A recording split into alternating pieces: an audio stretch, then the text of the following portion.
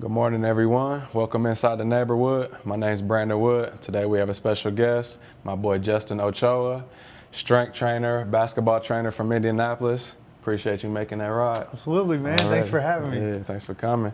Yeah, man, you had me on your podcast. Yeah. You know, was that a couple years ago, year or so? Probably, yeah, almost 2 now. Probably. Yeah. We've been working out here and there once Yep. I'm in town, so definitely wanted to have you on my podcast. sure. So I appreciate you coming. I'm glad to be here, man. Yeah. It's a nice setup. I like it. I like what you're Appreciate it. doing. Shout out to my boy Ahmad. Shout out to Vision Studios. Yeah. Shout out to Amira. But yeah, man.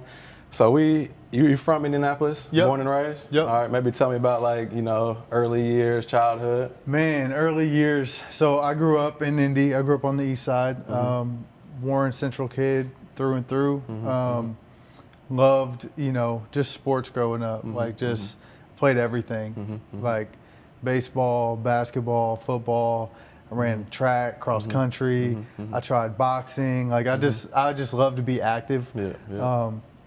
We're similar age, so we're late 80s babies. We grew up in the 90s when you're playing outside all day. So we'd make up games like freaking, different variations of tag, different variations of capture the flag, playing street football, making games up out of thin air. Wanted to be active, be creative. Yeah, I was never in the house, man. I was always doing something, always competing, and just kind of just fell in love with the idea of trying to win something. Did you come from like a family with sports background, or how was that? So not necessarily like sports background, but my mom, she didn't really play sports growing up, but she's a big sports fan. Okay. Yeah, like she grew up a huge baseball and football fan. Yeah, like big, like she's a Colts season ticket holder for over 20 years. So she's been through the ups and downs of the Colts. She a true fan. Yeah, my dad, so his parents and grandparents are like, they're from Mexico. So he grew up kind of, English second language, just trying to figure it out. So his unofficial sport was boxing, but that was just because he kind of grew up, in that type of environment. So that but he's a musician. So there's also like the calm aspect of kind of what my parents gave me. So it was all about just competition, man, just trying to be good at something and try to be the best. You know what I mean? Just trying to figure out how to get the best out of yourself, no matter what you're doing. Yeah. So, what was your favorite sport or main sports? Or basketball for sure. Yeah, like I grew up playing everything, but probably by middle school, I realized like I was better at basketball than the other sports, and I was playing on high level teams and traveling the country and doing all that stuff. Yeah. And then I started to realize that the more time I did other stuff, like took away from more people were like passing me on the court. Okay. You know what I mean? So I'm like, okay, I got to figure out like if I want to, specialize. That wasn't really a. You mean like go to one sport? Yeah, like now like sports specialization is like frowned upon, but I had to figure out like, am I gonna keep dabbling and being okay at all these things, or do I want to try to get really good at one? And so ultimately, going into high school, dropped all the other sports and just started hooping, and that was my main thing. That was an easy decision for you? Because I had that same moment, I had to make the same decision. Yeah. It was pretty easy. Like the last part was like, it was kind of the baseball. Like that. The funny part was, I was not really good at baseball. I was just athletic, and in middle school baseball, all you need is a little bit of athleticism. Like I hit the ball probably under 10 times all season, but like I could field, I could throw, and my best friends were on the team. So like, hey, like come play with us, and that was fun because baseball is like, it's kind of boring at some points, but if you're out there with your boys, like it's fun. So that was that's last how it sport. was for football. Yeah. Like, that's how football was for me. I was talking about that yesterday. How like when I was on the football field, like I was good at it, but I always had like a sense of like fear out there on the field. I was thinking like, what really carried me to be out there, and it was just my friends. Just were your there. friends. Yeah, that's all it was for me. Like even like cross country. Like I hate running still to this day. If it's not 94 feet on wood, like I don't want to run. But it was like my boys and like just being with them and just clowning. It's like that's the memories that you build, even if you're not good. Like it's still like worth something. So ultimately it became just basketball, and that's what I focused on, and that's kind of when I fell in love with the game, and you know why I do what I do today. Yeah. When you were in your younger years, you know, coming up before high school, what was like the importance of education within your family and for you? Like, how did you approach school, and what was that like for you? You know, it's crazy because I just found, like, I went to Grassy Creek Elementary on the east side, and I just found, like, we used to have these hats, and it was like your school hat. Like, it said Grassy Creek on it. It's like a trucker cap. That's back in style now. And the thing back then was like these pins. You would get pins for your hat. And I found mine going through storage, and it was decked out with pins. All these different like awards that I won, honor roll, perfect attendance. I didn't miss a day of school from K through 5th grade. No tardies, no late, no missed class, nothing. And so my parents, like, you know, they were on me about education. Like they were like, be focused, you know, have your fun outside of school, but inside school, you know, like you gotta take it serious. And you know, I was eventually the first person in my family to go to college, and you know what I mean, like really take it there. I still don't know how I got there. I don't know how I figured that out, but because, you know, going into middle school became kind of like not cool to be like good at school, or kind of cool to be like a class clown or whatever. So I fell into that a little bit.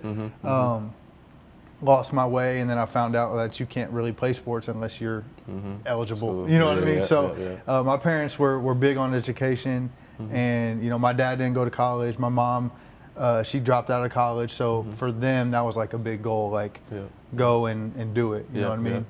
So I want to continue on into your high school playing days, but I want to take away from that. How do you think that like no tardies, no missing school, how do you think that applied now? Like how did what foundation did that give you as an adult? Big carryover, like to just discipline in anything in life. You know what I mean? Like I'm the type of person that if it's good for me and I don't enjoy it, I'm still gonna do it because I know that the benefits will outweigh the momentary, you know, inconvenience. You know what I mean? Like I say all the time, especially with my young athletes, like I absolutely hate broccoli. I hate broccoli, but I eat it every day. I eat it almost every day because I know that it's beneficial. So if I can just take 10 to 30 seconds to finish that on my plate, like it's over. But and when you do something like little things like that, like after you do that, even though you probably do it every day, after you do it each time, it's kind of like you accomplished. Like I got through it. You got a feeling of accomplishment. Like, exactly. Discipline. Sometimes I gotta put butter on it. Sometimes I gotta dip it in barbecue sauce, like mask it. Like I hate broccoli, but I eat it almost every day. And it's like almost a reminder of like, dude, you just gotta do shit. Like, excuse my language, I don't know if I can cuss on it, but you just gotta get through it. You know what I mean? Like it's not that bad. And so, you know, back to your original question, I think that works wonders. You know, just knowing that my parents put the discipline in me to be, you know, consistent, to be dedicated to something, even if you are not, you know, fully enjoying it, or even if you don't understand like why you're doing it in that moment. I think that has benefits, you know, beyond sports and into your life, and even as a parent, you know, I put that into my kids all the time. Like you gotta put in work if you want to get on these video games. You gotta put in the work if you want to be just decent at something. So how was your high school playing days and then leading into finishing high school? I was okay, man. Like I played high level basketball, but you know, What high school were you at? At Warren. Warren, okay. So I played with, you know, Walter Offit, who went to Ohio State. Josh Jones played at EKU. Jared Holmes, was he there? He went somewhere else. He went elsewhere? I don't. Where did he go? No, I don't think he might have been an IPS school. Yeah. My junior year, we were really good. We had, you know, guys that ended up going to the NFL. Terrence Napier?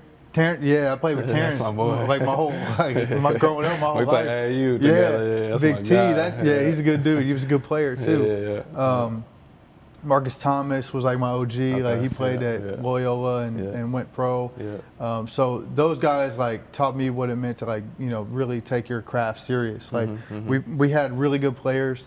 We were playing in a, you know, conference against Greg Oden, Mike Conley, Jeff Teague, Eric Gordon, other players in the state, Gordon Hayward, Julius Mays was at Marion. We played them every year. Scott Wood was there. So like, it was like I was good, but I wasn't like making the newspaper every week. You know what I mean? But also in today's climate, I joke about this all the time. So I stayed like me, Walter, Josh, Jaron Forte, Zach Mulford. We played together from like second grade until we graduated. Finished high school. Like it wasn't even an option to not go play with those guys. Like it was like those are like my guys. Like their parents are my parents and vice versa. And so in today's climate, it's like, okay, I'm like the sixth, seventh man coming off the bench. Like I'm just gonna go to Mount Vernon and just be the best player. You know what I mean? Like, but that was never a thought. Like I was like, I'm here. This is my role. This is what I need to do. Play for Scott Heddy, who's at UIndy now, and like he ran it like a college, and it it was a really good program, and we won a lot of games. Ultimately, we didn't win state because we're playing against those guys that I named. You know what I mean? But it was good experience, good basketball, and ultimately like gave me a glimpse of like what high level guys do. You know what I mean? So I always say I was a good player. Had college opportunities to go play and kind of messed those up. But it was like now the climate is different. Like I don't know that I would have transferred or done anything differently, but it's just different to think about like how now if me today were in that situation, that kid is probably going somewhere else and just going to go be the man at a smaller school. So what advice? I'm glad you shared that as far as like playing like a role, at that level, so what advice would you give to kids who, everybody, they all have the pressure like being the man and having the ball in their hands and scoring the points, what advice would you give to the players who, might not understand how important it is to play a role? Right. I mean, it could go both ways. Like I have like this distinct memory of like seventh grade. My coach came to me, and at that time, like those same guys were playing together, playing in super hoops and all that. Like we went like 4 years without losing a game, and I was getting good minutes, but I was Walter's backup basically. So it's like when he needs a breather, I go in. I'm in the rotation. I'm a shooter. It's distinct role. My coach came to me and he's like, hey, we're going to do two teams, like black and a gold team, essentially an A and a B team. He's like, you could keep doing what you're doing on black, or you could come like run point and basically never come out of the game on gold. And in that moment, I'm like, I'm not going to be on the B team. Like that doesn't make sense to me. So I kept doing what I was doing. But the dude that ended up choosing the other option went on the gold and understood like how to be the man. He learned how to run a team. He learned how to be that guy, which ultimately helped him in ways that I didn't get. So I think there's benefits to both. So my point is like, in terms of like kids choosing or whatever, I think you have to experience both and determine like what's right for you. Like for me, it worked out. Answer. It still worked out for me. Like I got what I wanted out of everything. But had I gone and done that, I maybe would have enjoyed that more and be like, okay, like I can do that. That's another option that I might be able to explore. So I think you have to experience both and figure out like, who are you as a player or a person, your character, your personality, your coachability. All of those characteristics fit more role player. But you don't know until you try that out. And you don't develop that awareness of that usually till later on, so it could be like a battle early on. Exactly. Yep. How was it? So finishing high school, what was next after that? So finishing high school, like, going into my senior year, or in the middle of my senior year, I dislocated my shoulder, got really, really close with our athletic trainer, who was a USI grad. And he played it up for me where I was going to go there and kind of just be like a preferred walk-on or whatever, went on some visits there. And ultimately there was a coaching change, and quite honestly, looking back now, like I wasn't good enough to play there at that time anyway. So that happened like late in the summer. So I ended up just going to Ball State and being like, okay, I'm going to spend a year or a semester here and try to figure out, you know, if I can get into contact with some of these other schools that were more appropriate for my level, like, you know, Tri-State University, which is like Trine now, Wittenberg, Cedarville, like some D3 level schools, Anderson, stuff like that. But ultimately, I went to college and just lost focus. You know, like I got way off track.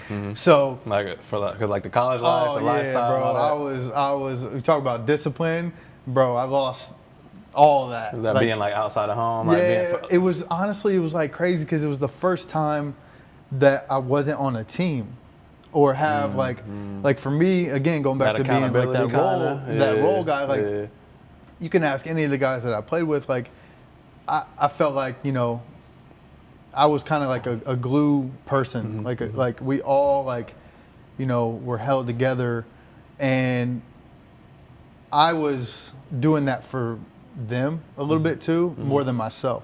You know what I mean? Like I enjoy being a part of a team because it held me accountable to other people, to hold myself accountable to a certain level, right? So I didn't have any teammates to be responsible for. I didn't have any practices to show up for. I didn't have any workouts I needed. Like growing up, I mean, I won any award that had to do with like mental attitude, hustle, hard work, coachability. Like I won that award every time. And so I didn't have any of those like responsibilities. And then I ended up just, you know, chasing bullshit. And so got off track, still hoop, but never took it serious. You know what I mean? Like play intramurals and stuff like that. And by the time I got my shit together, it was like too late. You know, you're out for a year. You know how hard it is to get back into the system, especially when you weren't like a, you know, a main character type of dude anyway. So that's eventually kind of what led to me choosing this career. Like I'm like, okay, I kind of messed up my own scenario, like playing wise, but now I can find my way back into the game by like coaching and figuring out how to be around the sport in a different like capacity. So after college, what was like the first space you entered? Like, did you? Because when I was kind of introduced to you as being a strength coach, strength trainer, you know, but obviously you mentioned the coaching, and since then I've seen you doing the basketball too, you know, so kind of how'd that all play out and come together? Well, it's crazy, man, because like, I'm trying to think.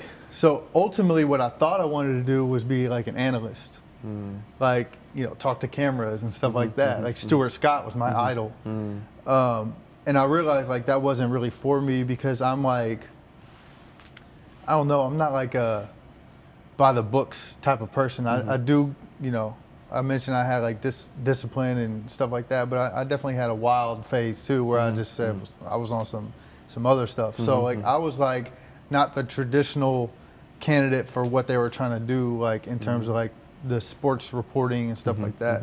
So you know, just linking up with old coaches, old AAU programs, stuff like that I played for, come into contact with. Hey, you guys need a coach this summer or something like that. You guys need training. So it's crazy because it started with the basketball, like the more skill aspect of it. And then I got, like the whole time in college, I was really starting to focus on the strength conditioning stuff. And that became like you said, what I was most known for. But ultimately what got me back into training was skill work. And so there was early in my career where I was trying to do both. I was trying to do everything at one time, and I wasn't really good enough at either to manage it. So I went with what I had the most demand in, which was the strength stuff, and did that only for probably 5-6 years. And then I started to develop like, okay, first I'm just training anybody, you know, moms, dads, athletes, whoever. I really like the athletes. Let me just train athletes. Football, basketball, tennis, baseball, whoever. I really like basketball. Let me just train basketball players. And then I kind of took me probably 7-8 years to just specialize in basketball. Just narrow it down to that. And then that's when the skill work came back because it was like, okay, now I'm with one population. How important was that to like expose yourself to different demographics and I kind of like come and find what your lane? I was just having this conversation with one of my athletes who's trying to figure out what they want to do, you know, in college and stuff like that. And you have to you have to, again, like we were talking about, you have to expose yourself to different experiences to understand like who you are and what you want to do, what you're good at, and what you're best fit for. So like I loved it, but also like I hated it at the same time because I knew it's not what I wanted to do, but I knew that I had to, you know, eat that broccoli to get to where I was trying to go. You know what I'm saying? Like I didn't necessarily love training, you know, stay-at-home moms because you can't do no fun stuff. You can't, you know, lift too heavy or, you know, get after it like you would with you. But it exposed me to how to communicate with people from all different, you know, environments, levels of, you know, just life. It exposed me to how to, you know, handle different athletes with different body styles and different like preferences and different needs. So it was all useful, you know what I mean? But it definitely, it wasn't a stepping stone. It wasn't like I just, you know, wasn't trying to do it. I'm a big believer on like, you gotta, no matter what you're doing, you have to be the best in that moment. You don't know who's watching or who's paying attention, right? Because that mom's not just a mom. They might have a daughter that plays basketball. They might be married to the head basketball coach or the AD. So if you just like use them as like a stepping stone, they're not going to get the full you. They're not going to get the best you, and then you know you're going to lose an opportunity that you didn't know existed. So for me, it's just like being the best in that moment and using it to get the experience that you want from it. And then, you know, when the time is to narrow it down to like what you really want to do, like just being laser focused on who you're trying to serve, who you're trying to like help, and then using all those experiences to be like, okay, I learned this from that population and this from that experience, and just putting it all into one kind of culmination of like service. Yeah, no, that's what's up. So topic I haven't really talked about, and I think it'd be good to hear your perspective. It touches firsthand for you, firsthand for me through my experience. So I think it was like 2018. I was coming off of back surgery, had back surgery in Switzerland. I came home, had to rehab, and when I was rehabbing, I started training with a trainer from out of Arizona named Vaughn Compton. I don't know if you're familiar with Vaughn, or maybe Brandon Lavender. Remember him? He played at Arizona. So they were partners out there, and they've been doing the training out for years. And from what I've seen, like one of the best trainers out ever. You know what I'm saying? All over. Works with a lot of NBA players, a lot of high-level players. So we trained together for like 4 years together, and he not only did he build up my game to where it is now, especially coming off surgery. You know, he unknowingly then he kind of taught me how to teach the game and really like teach skills, you know, and really like kind of drill them into a player, you know what I'm saying? So, and one thing since then, like I've worked with a few people and I've heard people talking, and the topics came up, and you've probably heard it about people being critical of trainers who haven't necessarily played at the highest of levels. You know what I'm saying? And there's been plenty of occasions where I've had to, I ain't gonna say plenty, but there's been a handful of occasions where, and it gives me chills because like it's real, you know, and I feel for those who may be in that situation where I've had to like defend Vaughn, you know, because he hasn't necessarily played at the highest levels, but his work is second to none. You know, and I relate that to you because when I've worked out with you on the court, it's like that's the highest of level of training that you can get. You know what I'm saying? So it's like a lot of people are critical of it, and just because what you've done, it's like I can see how like at certain levels you shouldn't probably be doing certain type of drills, and some people probably do like some outlandish shit, but it's like for the most part everybody, like the trainers are trying to pour into these kids, so like to be overly critical of them, like I don't necessarily I understand where it comes from because we're like all comparing and this and that and comparing that, but that definitely I wanted to share that, and I want to hear your perspective from that. That's it's interesting because I think some of the worst training that I've seen, you know, without context, like just looking from the outside, is sometimes athletes that played at a high level. And then, you know, obviously, 100% agree. And it could go both ways. Like there's guys that didn't play at all that have bad concepts too. But I think like there's a misunderstanding that because you played something at a high level that you can teach it or coach it at a high level. and because like playing is kind of the easy part. You know what I mean? Like that is a lot of genetics. That's a lot of talent, often God-given talent, and then obviously you got to work too. But the playing is kind of the easy part. Like it's like the part that comes natural to the best basketball players. Like that doesn't go into communication, like psychology, 100%. physiology, like the understanding of like what you're actually doing and like what type of impact and adaptation you're trying to get from the athlete. You know what I mean? Like, so now there's a lot of former athletes that are amazing trainers, like really good trainers. Like I look at like Darren Collison, like he's doing training now, and I look at it, I'm like, that's high level. Like he knows stuff that I don't from being in those moments that he's teaching.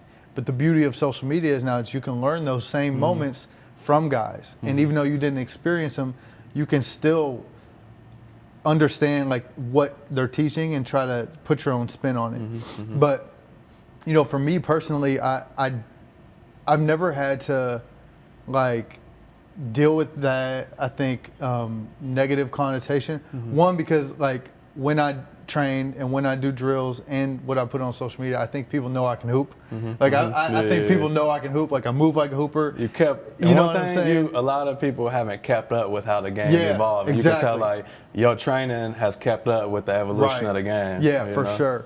And so I think that helps me too, because one, I know that I can still hoop, and I know that my career went a certain way for a reason, and I easily could have went and played some small college ball, but I don't know if I would have kept the same love for the game if I didn't lose it and lose it in the way that I did. And so I think that helped me, and ultimately like I've never had to deal with that, but I understand like I understand the concept of like, oh, that person didn't play at the highest level, but at what point does it stop? You know what I mean? Like at what point, like there's a reason why coaches coach. You know what I mean? Like look at all the best coaches. Like a lot of them didn't make it to the NBA. It's getting more common now because they're starting to get within the circles. Like former NBA players are getting in the circles and bringing guys up. But for a while there, it's it's like 5, 10 dudes that were just really freaking smart, that didn't have the physical components, but they understood the game, and so they're able to teach it in a certain way. And the other thing is like, I think it all goes back to like how much work you put into it.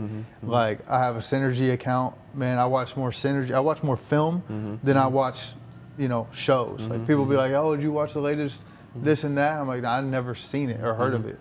Yeah, like a lot of the stuff you do, like I don't see many people doing as far as like keeping track of the progress and actually using the analytics to track the progress. Not only you see it at the eye test level, but to actually see these numbers and see that you're improving. What drove you to begin doing that? And what do you think that adds to your training and your the respect that you get, that maybe some other trainers can begin doing? Because I don't really see that too often. That's a good point. I mean, I think early it might have been like a compensation type of thing where I knew that was a concept that people might bring up, so I want to be overly prepared to prove like results. But eventually it became like, for me, like I'm big on objective data and objective like yes or no.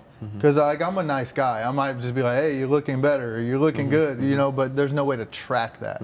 So I needed something to like say, okay, you are getting better at this, like, or you are, lifting more weight or moving it faster, or I have like drills that will reoccurring drills where it's like scored.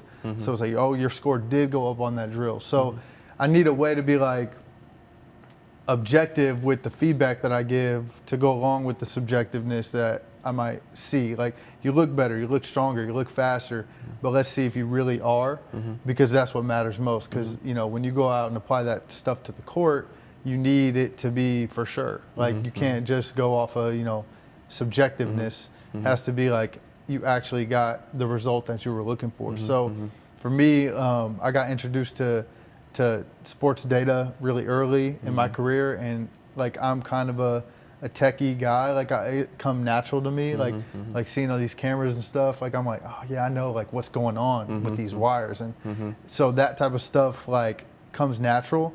Computers and all that, like the hardest part for me was learning how to like communicate it and implement it without being like a distraction. And so that's where, you know, sometimes people don't even know I'm testing them. Like they just see it, you know, a thing on a bar taking their speed, and you know, I educate them on what it is, what we're looking for, but it becomes so natural to the environment that they don't even know like every session, every rep, weight room or court, is the test because everything's being tracked. So that takes away the stress of testing days. Like remember in college, like the old 1RM max out days and stuff. Like we don't have those because every day data is being collected. So every day is a test. And now you don't have to get hyped up for it, or you don't have to be nervous for it and have that anxiety. It's like built in, like everything you do is being tracked. So I can go and pull data and say, okay, you're trending up or down. Here's what we need to do to fix it. And it takes away like that specific day, like the testing anxiety and all that stuff that comes with it. So what would be the, you know, obviously you turn your training into being an entrepreneur. So to a young trainer, young aspiring coach, what's the process of taking your, what you do from just training people here and there and really going through the process to make it official and become an entrepreneur with it, you know, with the LLC and just doing it the right way? What perspective can you give towards that? Man, so I've done it multiple ways. I've done it wrong, like incorrectly and inefficiently. So for me, it's like when I first met you, when you came to my gym, like that was my gym that I owned. Like, and I've moved on from being a gym owner and more of like a independent contractor, which I think is better fit for me and just my family situation and time allocation and stuff like that. So you have to figure out kind of like, you know, who's your population? Who do you want to serve? How much money are you comfortable making or not making? And, you know, what are your goals? And, you know, the first thing is like starting an LLC is it's so much easier than people would believe. Like it's a couple things of paperwork. Now, if you're trying to go nonprofit route, which I do have a nonprofit, but it's separate, like that's different. But as far as the LLC, just get your business established, because the longer it's established, like the more things you can do with it. You got a 3-week-old business, nobody's gonna give you a loan if you need it. Nobody's gonna go give you a line of credit if you need to build something out. Like, so if you're thinking about it, establish it. That way you have it and it can age, you know what I mean? It can start to accumulate some growth. Even if you're treating it like a, you know, a side hustle or whatever, it's still good to have. The other part is like, you have to, like for me, my first job out of college, like I worked at a gym. I was an employee. And I think that helped me because I learned how to be an employee. I learned whether that was for me or not. I ultimately became a manager of that gym. I managed people, so I managed employees, learned if that was for me or not. And then ultimately got the experience of like, maybe I'm best fit for the entrepreneurial route. Like I'm like, I need to call shots. I need to be responsible for things that go well or not well, because it takes out factors of like, you know, who's to blame? It's me, okay? I need now, like I can fix it rather than the finger pointing and, you know, figuring out like who's actually to blame. It's like falls back on one person. And I like that. I like that pressure. And I'm kind of like, that's the athlete in me. Like I'm last second, I want the ball in my hand, right? So that's kind of, you know, another way that you can determine like who you are as a business person. But yeah, like, you know, just going into entrepreneurship and understanding like the ins and outs of it, a lot of times you're going to have to, people can tell you what to avoid and what to do and what not to do, but you also have to go and try stuff your way and figure out like if there's a, you know, a route for you that other people may not have figured out. Like for me, when I had kids, everybody was giving me advice. Read this book, watch this DVD. Well, DVDs, they were still popping a little bit at the time. It's like, I didn't do any of that. I'm like, bro, your kid is gonna be different than mine. So like, it was waking up at 2 a.m. That's you. Like mine might not do that. So I gotta wait until I just through experience, meet it and figure it out. I didn't read a single book. Me and my wife did like one class to make sure like it was like safety. You know what I mean? But other than that, it's like your experience is gonna be unique to you. So take advice with a grain of salt, knowing that people are passing down like valuable information, but also like you have to go figure it out. Because the failure that I try to help you avoid might be the one that helps you figure out what you're trying to do and how you need to do it. So I think you got to be careful with trying to avoid too much failure, because that's ultimately how you're going to learn and how you're going to like overcome adversity. You got one more thing I want to talk about, but before that, I want you to share about your nonprofit, if you don't mind. So nonprofit. So my business is Gym Sessions, but I made the Gym Sessions Foundation, which is ultimately like what we're trying to do is I would like to eventually get to a point where all my training is free, where we have sponsors, donors, and people that support us to where we can get high school kids in, middle school kids in, or just, you know, people in general that need resources, not just based around like getting better at a game, but also mental health resources, educational resources, you know, job preparedness. Like, you know, not everybody's going to go to the league. Not everybody's going to go to college and play. Like, who are you without basketball? Helping kids try to figure out like how to access, get in the rooms that they need to be in to set themselves up for success when eventually that day comes when the ball will stop bouncing for you. So like, kind of going back to me, with me, I was pretty lost. I didn't know what I was doing without hooping and who I was. So if you can help people identify, you know, what their strengths are early, and you know what their options are early, and some of the things that they can do as an entrepreneur or as an employee or just as somebody who's trying to figure out like life, like the sooner you can figure that out, the better, because then you get to kind of get a head start on that. And you know, even like me, like being a trainer, you don't technically need to go to college for it. So let's say you know you want to be a mechanic, or you know like you want to be an electrician, or you know you want to be a trainer. There's trade schools and opportunities, internships, apprenticeships that we can help set people up with so that they can go right into that. By the time everybody's graduating college at 22, they're already making six figures doing what they want to do. So just resources like that, trying to get that built up and you know, put kids in good situations so that they can avoid you know, wasting time and get right to it. Yeah. No, that's great, man. That's great work. Definitely look forward to following that. Last thing, so I just want to hear, just being from Indianapolis and the, you know, the basketball culture in Indianapolis, you know, the circuit throughout the summers. This is my first summer really being in Indiana, a full summer and being in the circuit. You know, I've been here and there throughout the years, but to spend the whole summer playing in that, you know, going back and forth, playing in the leagues, you know. You know, from an outsider, it's a different perspective coming from Kokomo, you know, smaller town, coming to Nat, playing. How is it being a part of that Indianapolis basketball culture? Dude, it was so fun, man. Like I gotta brag on my guys for a little bit, because like, you know, Kyle won the Dizzy Runs MVP. Zach won the City League MVP. Jordan Walker won Newcomer of the Year in the City League. So it's like, it's cool to like work with these guys. Obviously, I've been working with, you know, some of these guys for almost 10 years now.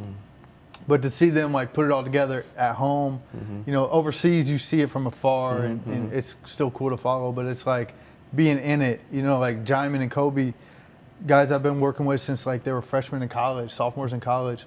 Like they played on my Dizzy Runs team that I sponsored. And it was just cool. I'm like, damn, they're wearing like a jersey with my logo on it and representing my company and what I'm trying to do. So it's been cool to be involved and, you know, get to know some of these guys and some of the women that play too, and try to help them on their journey and just be a resource for them, whether they train with me or not. Like I'm rooting for everybody that's from Indiana that's like trying to make it, you know what I mean? Like even if you train with me and found a option that works better for you, or even if you train with me and decide you want to do your own thing, like it's not like, oh, they stopped training with me. It's like I still want to see you win no matter what, because ultimately, like, the better I do at my job or the better you do at your job, like that reflects well on where we're all from. And then that puts more eyes on where we're all from. And then that gets these next generation of kids like more opportunities to go do something special that they might not have had an opportunity to do if it wasn't for the work you did or the work I did. So it's been really rewarding to see everybody kind of just leveling up. That's what's up. I appreciate it. Man, with that being said, that'll wrap up this episode Inside the Neighborhood. Thanks to my guy Justin for driving down from that, driving up from that. Man, till next time. Appreciate you having me, man. Thank you. Yeah, thank you.